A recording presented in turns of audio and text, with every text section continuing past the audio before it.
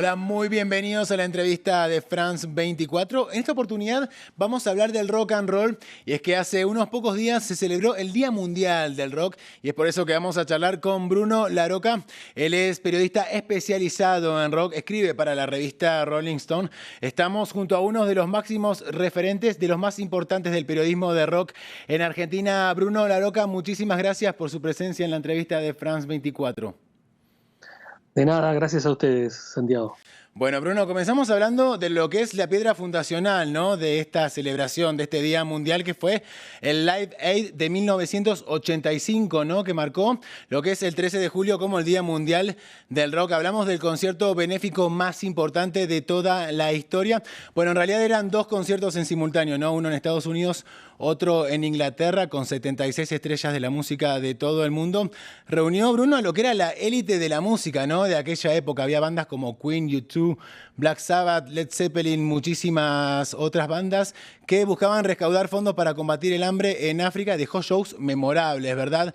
Contanos, Bruno, ¿qué representó el Live Aid de 1985? ¿Qué impacto tuvo? Bueno, si bien obviamente se toma esta fecha como referencia, permití aclarar que también el rock and roll arranca mucho antes, ¿no? A fines promediando los años 50. Pero si bien se toma esta fecha como este evento solidario, creo que tuvo una gran importancia a nivel mundial. La repercusión que tuvo también el espíritu solidario del rock and roll, puesto, ¿no?, por una causa como fue lo que estaba pasando con la hambruna en Etiopía y Somalia, ahí en África, y que se junten tantos monstruos de la música a nivel mundial para juntar fondos en un evento que requería, ¿no?, esta tanta necesidad. Se reunieron más de 100 millones de dólares en ese día, en shows. En total fueron más de 16 horas de música, teniendo a los artistas consagrados, incluso algunos músicos como Mick Jagger y Keith Richards, que también participaron por afuera de los Rolling Stones, pero que quisieron estar y dijeron presente en un evento solidario. Imaginarnos hoy a Queen, a Paul McCartney, a Keith Richards, bueno, a Mick Jagger, todos compartiendo un escenario, parece una locura, ¿no? Bueno, eso pasó en 1985. Muy afortunados quienes hayan podido estar allí presentes. Bruno, ¿alguna vez dijiste el rock genera algo más que cualquier otro género musical y sobre todo en la juventud? Contanos qué es eso que provoca el rock y que lo diferencia de otros géneros, ¿verdad? Bueno, es que justamente, por lo menos acá en Argentina, nosotros entendemos también el rock como un fenómeno cultural que no solamente abarca la música, sino el rock nace en Argentina también como un movimiento cultural que no solo incluía músicos, sino que también incluía a escritores, a poetas, a filósofos, a periodistas que ya, promediado los años, en la década del 60, ya empezaban a tener ciertas inquietudes con lo que tenía que ver la ecología.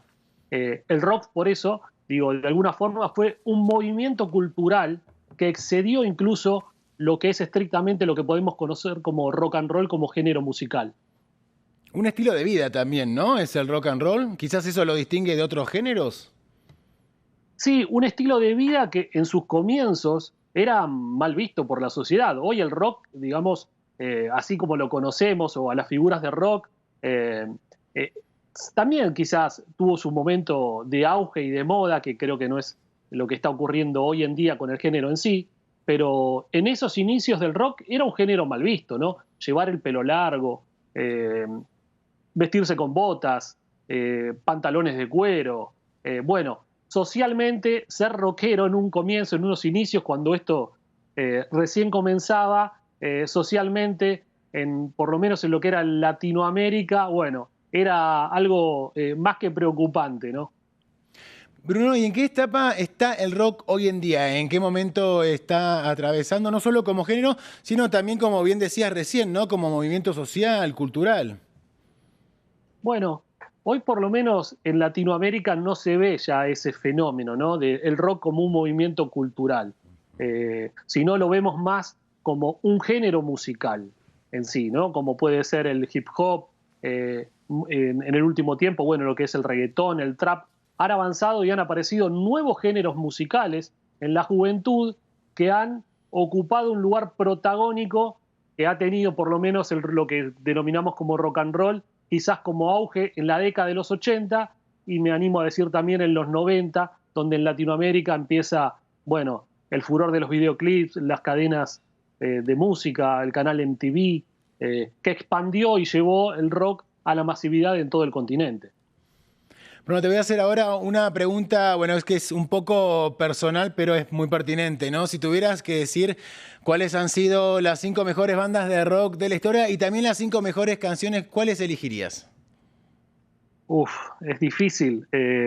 Hablando del rock en general, bueno, eh, yo creo que todo de alguna forma comienza con los Beatles. El rock en Latinoamérica también, acá en Argentina, la aparición de un montón de bandas tienen que ver con eso, ¿no? Con lo que generaron los Beatles, el fenómeno, la aparición, las películas que comenzaron a llegar en los años 60 y también un poco después. Pero los Beatles en primer lugar, obviamente los Rolling Stones, The Who, Zeppelin y para mí Pink Floyd, ¿no? Es una banda que viene un poco después, pero que para mí dejó una huella muy, muy importante en el rock. Ahora, y, y en sí, el sí, no, tema por favor, canciones, continúa, sí, sí, sí. no, estaba pensando en el tema canciones, porque Canciones. bueno, ahí es mucho más complicado, pero me parece que cualquiera de los Beatles o de los Rolling Stones son himnos que trascendieron a nivel mundial.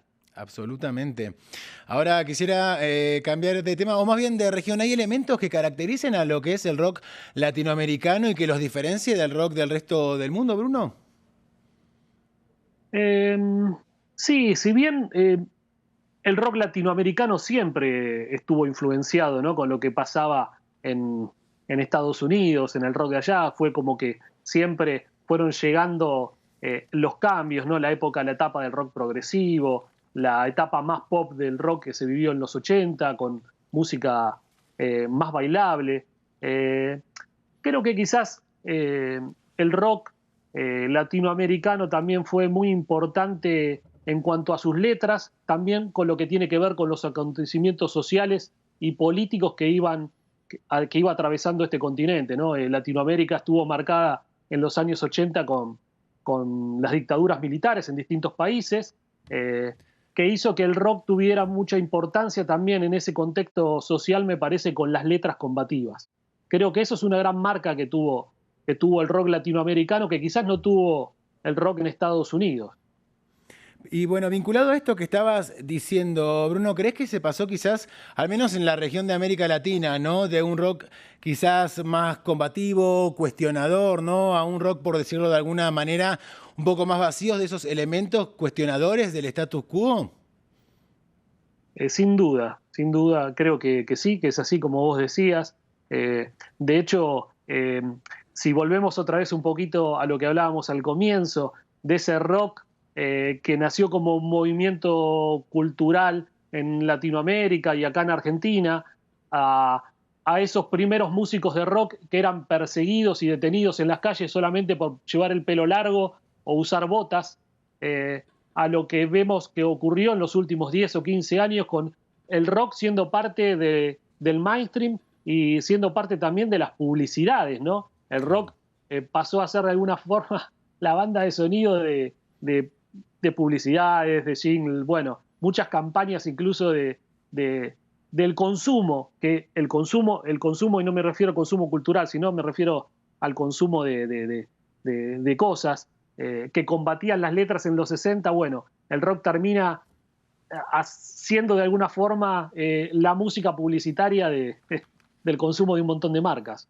Bien paradójico, sin lugar a dudas. Hablemos ahora de otro tema. Vamos a hablar del lugar de las mujeres en el rock y quisiera citar a la periodista Romina Sanelato que investigó muchísimo este tema en lo que es la Argentina, ¿no? De hecho, publicó el libro Brilla la luz para ellas. Allí plantea algo bien interesante. La voy a citar. Ella dice que el rock para las mujeres fue una forma de rebelión dentro de la rebelión, ¿no? Que ya era el rock, ¿no? ¿Coincidís con esta mirada?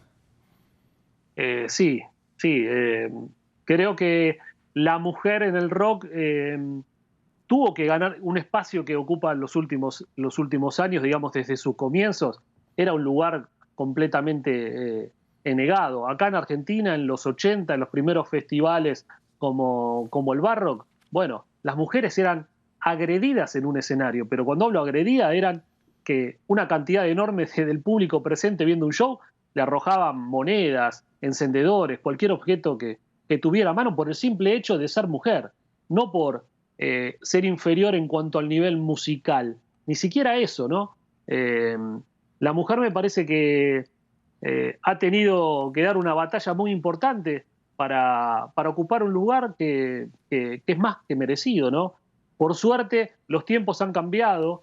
No sé, a mí se me vienen mientras hablabas vos me hacías esta pregunta, se me viene a la mente un montón de situaciones horrorosas que se vieron por lo menos acá en Argentina con shows internacionales donde el público ha llegado a bajar el escenario a más de una mujer, ¿no?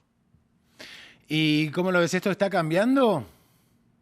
Sí, sí, en el último tiempo está cambiando. De hecho, acá en Argentina se instaló la ley de cupo femenino, donde los productores de cualquier evento o espectáculo musical masivo, ¿no? De los festivales, de los grandes festivales que tenemos acá en el país, tiene que haber un cupo destinado, un espacio para la mujer. Y eso realmente fue, si bien en el principio cuando se instaló esto que es una ley que fue aprobada, generó alguna controversia, más allá de esto, de la ley en sí, que es un poco también lamentable, ¿no? Que sea necesaria una ley para incluir a la mujer, que hayamos llegado a tener que implementar una ley. En el último tiempo ha sido cambiado y ha sido las figuras femeninas en el rock, creo que están siendo vistas de otra manera. Tenemos a Marilina Bertoldi, que ganó un premio Gardel a la música hace 3 años. Ha cobrado un lugar mucho más protagónico que ni hablar de hace una década atrás, ¿no? Bruno Laroca, se pasó rapidísimo esta entrevista. Quisieras continuar dialogando contigo, pero bueno, debemos terminar. Muchísimas gracias por tu presencia en France 24. No, un gusto, Santiago, y bueno, gracias por el llamado y el contacto. No, por favor, gracias a vos y a nuestra audiencia. Como siempre, la invitamos a continuar informándose en France 24 y en france24.com.